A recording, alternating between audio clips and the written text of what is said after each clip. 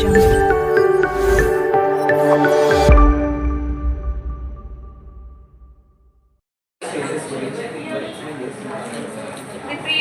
ఇప్పుడు ఏదైతే మనం డిస్కస్ చేసామో prenatal post natal natal causes వాటన్నిటి గురించి దీంట్లో ఎక్స్ప్లెయిన్ చేశారనమాట.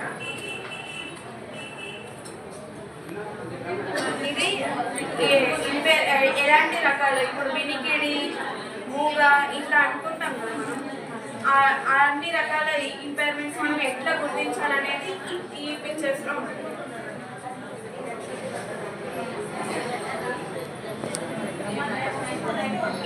ప్రెగ్నెన్సీ టైంలో ఎలాంటి జాగ్రత్తలు తీసుకుంటే డిజేబిలిటీ అనేది ప్రివెంట్ చేయొచ్చు, డిజేబిలిటీ అనేది అరికట్టచ్చు అనేది ఇందులో ఉంది. ఈ పిక్చర్లో చూడవచ్చు. ఈ పిక్చర్లో మీకు ఒకవేళ వెంటనే అర్థం కాకపోయినా కూడా ముందు ఇది చూస్తే మీకు అర్థమైపోతుంది. పిక్చర్ చూస్తే ఏంటి, ఇప్పుడు ఇది ప్రెగ్నెంట్ ఉన్నప్పుడు ఇదేంటి హెల్తీ ఫుడ్ తినాలి. బయట బర్గర్లు ఇట్లాంటివి కాకుండా పానీపూరి ఇట్లాంటివి కాకుండా హెల్తీవి తినాలన్నమాట. బరువు మోయడాలు చేయకూడదు.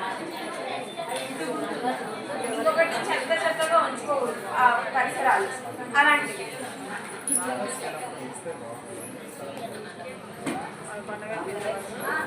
ఇది మోటార్ మైల్ స్టోన్స్ కి సంబంధించిన ప్రాబ్లం. మోటార్ మైల్ స్టోన్స్ అన్నా కదా, పెడల్ నిలబెట్టలేకపోవడం, కూర్చోలేకపోవడం, నడవలేకపోవడం.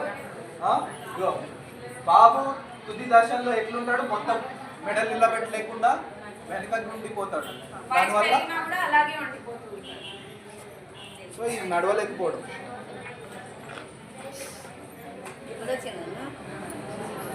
ఇది వినికిడి లోపం ఉంది అని చెప్పేసి ఎలా పూర్వము ఇట్లాంటి చాలా ప్రోగ్రామ్స్ జరిగినాయి, అవునా? సో ప్రెగ్నెన్సీ టైంలో మదర్ చాలా హ్యాపీగా ఉంటారు, ఫిజికల్గా ఎమోషనల్గా బాగుంటేనే పిల్లోడు అనేది నార్మల్గా పుడతాడు, లేకపోతే అంగవైకల్యంగా పుట్టే ఛాన్సెస్ ఉంటాయి. ప్రసవ తర్వాత వచ్చే ప్రసవ సంబంధిత కారణాలు అంటే ఇంకొకటి ప్రీనాటల్ దాంట్లో మేనర్గా పెళ్ళిళ్ళు ఎక్కువ చేస్తుంటారు విలేజ్ లెవెల్. అలాంటివి అంటే పెళ్ళి ముందే ఉండాలి, ఇది మనం తర్వాత ఏం చేయలేము. కాకపోతే వాళ్ళకి జెనెటిక్ కౌన్సిలింగ్ అనేది వేరే ఉంటుంది, అది తీసుకోమని చెప్పాలి. అమ్మా ఒకవేళ మేన వాళ్ళు ఉంటే జెనెటిక్ కౌన్సిలింగ్ చేయించుకుంటే ఆ వికలాంగులు అయ్యే అంత వికలాంగులు అవుతారా, పుట్టే వాళ్ళు వికలాంగులుగా పుడతారా లేదా అనేది ముందే తెలిసిపోతుంది జెనెటిక్ కౌన్సిలింగ్ చేస్తే.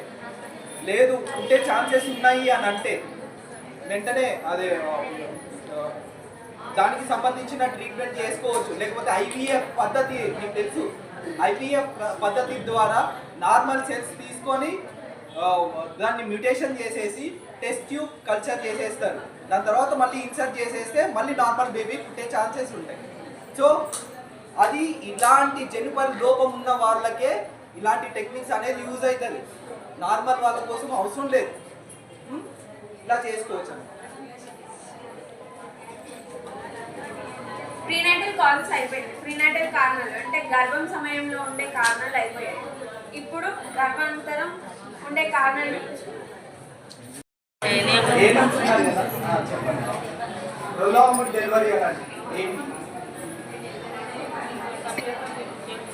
మార్నింగ్ పెయిన్స్ వస్తాయి, మార్నింగ్ నుండి ఈవినింగ్ వరకు ప్రొలాంగ్ చేస్తూ ఉంటారు. ఈవెన్ పెయిన్స్ వచ్చినా కానీ వీళ్ళు టైం చూసుకొని ఈ టైంకి అయితే శిశువు బాగుంటాడు, ఈ టైం అయితే మంచి నక్షత్రం అని ప్రొలాంగ్ చేసిండు అని అనుకోండి, బర్త్ యాస్ఫిక్సియా అయ్యే ఛాన్సెస్ ఉంటాయి. బర్త్ యాస్ఫిక్సియా అంటే ఏంటో తెలుసా? బర్త్ యాస్ఫిక్సియా అంటే ఉమ్ము నీరు మింగడం, ఉమ్ము నీరు పీల్చుకోవడం, ఊపిరితిత్తుల్లోకి వెళ్ళిపోతాయి. అర్థమైందా? లేట్గా ప్రొలాంగ్ డెలివరీ చేస్తూ ఉంటే ఫీటల్ స్ట్రెస్ అయిపోతుంది. స్ట్రెస్ అయిపోయి ఈవెన్ స్ట్రెస్ అయినప్పుడు ఏమవుతుంది, మ్యూకోనియం ఆస్పిరేషన్ కూడా అవుతుంది. ఏమవుతుంది, ఫీటస్ మోషన్ పోతుంది, మోషన్ ఊపిరితిత్తుల్లోకి వెళ్ళిపోతే ఏమవుతుంది, శ్వాసక్రియ అనేది జరగదు.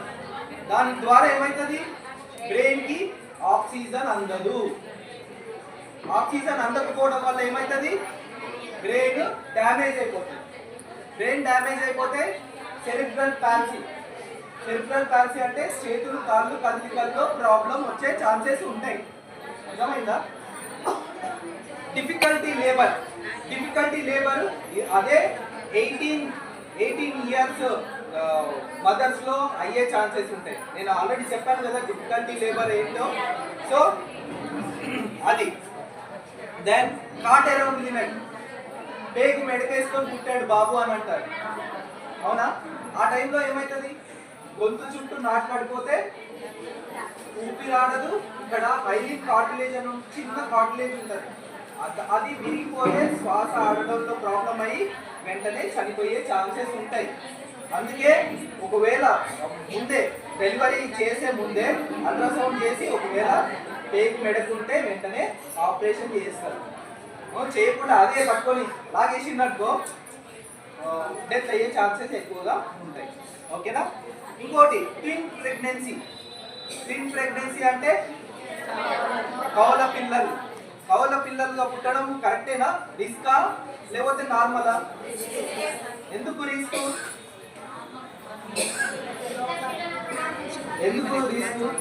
మంచిదే కదా, ఇద్దరు పిల్లలు పుడుతున్నారు.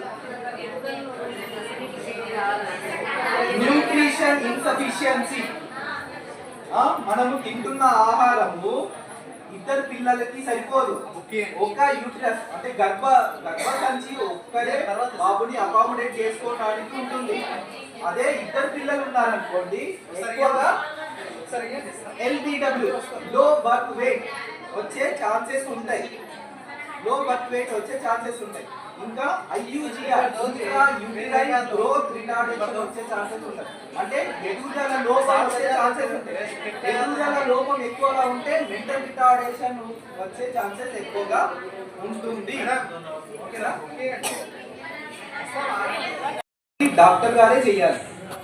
కరెక్ట్ గా ట్రైన్ పర్సన్ చేస్తేనే ఈ ఇప్పుడు సపోజ్ మెడ భాగంలో ఒత్తుకపోయింది అనుకోండి, బ్రేకియల్ ఫ్లెక్సెస్ ఇంజురీ అని అంటారు. దానివల్ల చేతి కదలికలు ఆగిపోతాయి. ఈ లెఫ్ట్ హ్యాండ్ అన్ని పనిచేస్తాయి కానీ ఒక హ్యాండ్ పనిచేయడం ఉండదు, ఇలానే ఉండిపోతుంది. సో దాన్ని మోనోప్లీజియా అని కూడా అంటారు. ఓకేనా? దెన్ పోస్ట్ నేటల్ ప్రాబ్లమ్స్ అంటే పుట్టిన తర్వాత వచ్చే ప్రాబ్లమ్స్. పుట్టిన తర్వాత ఏం ప్రాబ్లమ్స్ వస్తాయి? ఇన్ఫెక్షన్స్ కూడా వచ్చే ఛాన్సెస్ ఉన్నాయి. టార్చ్ ఇన్ఫెక్షన్స్ అని చెప్పాను, అది కూడా వచ్చే ఛాన్సెస్ ఉంటాయి. ఇంకా LBW లో బర్త్ వెయిట్ కూడా ఉండే ఛాన్సెస్ ఉంటాయి. సరిగ్గా ఫీడింగ్ ఇవ్వకపోతే, మదర్కి ఫీడింగ్ ఇవ్వరాకపోతే దానివల్ల ఏమవుతుంది? ఇంకా హైపోగ్లైసీమియా అయ్యే ఛాన్సెస్. హైపోగ్లైసీమియా అంటే షుగర్ శాతము బ్లడ్లో తక్కువ అయిపోతుంది పిల్లోడికి. అలా అయిపోతే ఏమవుతుంది? పిల్లోడు కోమాలోకి వెళ్ళిపోతాడు. కోమాలోకి వెళ్ళిపోయాక బ్రెయిన్లో ఫస్ట్ విజన్కు సంబంధించిన ఏరియా డెత్ అయిపోతుంది. ప్రతి ఒక్క బ్రెయిన్లో ప్రతి ఒక్కటి ఏరియా వైజ్గా ఉంటుంది. ఫస్ట్ కంటి చూపుకు సంబంధించిన ఏరియా సెల్స్ చనిపోతే గుడ్డి వాళ్ళలాగా అయిపోతుంది. సో అది కానివ్వకుండా పుట్టిన వెంటనే పిల్లోడికి పాలు తాగించడం, గంటకు ఒకసారి పాలు తాగిస్తూ ఉంటేనే డెవలప్మెంట్ అనేది బాగుంటుంది. అండర్ న్యూట్రిషన్ ఉండడు, ఇలాంటి లోపాలు రాకుండా ఉంటాయి. ఓకేనా?